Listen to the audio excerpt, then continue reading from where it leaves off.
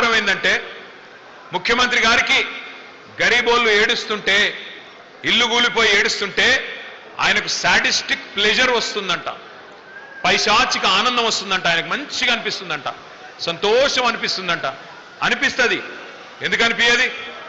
ఎవడన్నా నాయకుడిని నీకు ఆదర్శం ఎవరయ్యా, నీకు ఇన్స్పిరేషన్ ఎవరయ్యా అంటే రాముడు అంటారు, శ్రీరాముడు నాకు ఆదర్శం అంటారు, లేదా శ్రీకృష్ణుడు నాకు ఆదర్శం అంటారు.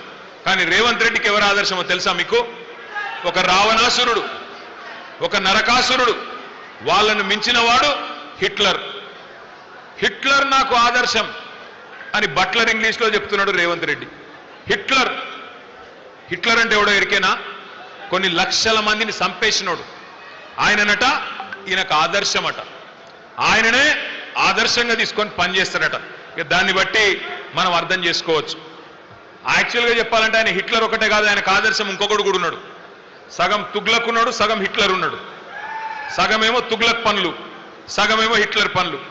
తుగ్లక్ కాకపోతే నేను అడుగుతున్నా, కేసీఆర్ ప్రభుత్వం బ్రహ్మాండంగా 72 కిలోమీటర్ల మెట్రో కట్టింది. ఆ తర్వాత మొత్తం టెండర్ ప్రక్రియ పూర్తి చేసింది మెట్రోకి. రాయదుర్గం మీ శేర్లింగంపల్లి కాన్స్టిట్యున్సీ నుంచి ఎయిర్పోర్ట్ దాకా పోతూ మధ్యలో రాజేంద్ర నగర్ కాన్స్టిట్యున్సీలో కూడా 3 స్టాపులు పెట్టి ఇక్కడికెళ్ళి అక్కడ దాకా పట్టణం పెరుగుతున్నది, ట్రాఫిక్ పెరుగుతున్నది. మరి ఆ ట్రాఫిక్ సమస్య ఉండొద్దని చెప్పి 2023 జూన్ జూలై ప్రాంతంలో టెండర్ పూర్తి చేసి మొత్తం మెట్రో రెడీగా కొబ్బరికాయలు కొట్టి స్టార్ట్ చేసినాం. ఈయన రాగానే వచ్చి తీసుకున్న మొట్టమొదటి తుగ్లక్ నిర్ణయం మెట్రో రద్దు, ఎయిర్పోర్ట్ మెట్రో రద్దు. 2.5 ఏళ్ళు అయిపోయింది. అయిపోయినాక ఇవాళ డ్రామాలు చేస్తున్నాడు. ఎయిర్పోర్ట్ మెట్రో ఎందుకు రద్దు చేసినవరా నాయన అంటే చెప్పడు. ఇలా ఎయిర్పోర్ట్ మెట్రో కనుక కొనసాగి ఉంటే ఈ పాటికే పూర్తయిపోతుండే. 2 ఏళ్లలోనే పూర్తి కావాలని కండిషన్ పెట్టినాం. అందులో ల్యాండ్ అక్విజిషన్ కూడా లేదు, భూసేకరణ సమస్య కూడా లేదు.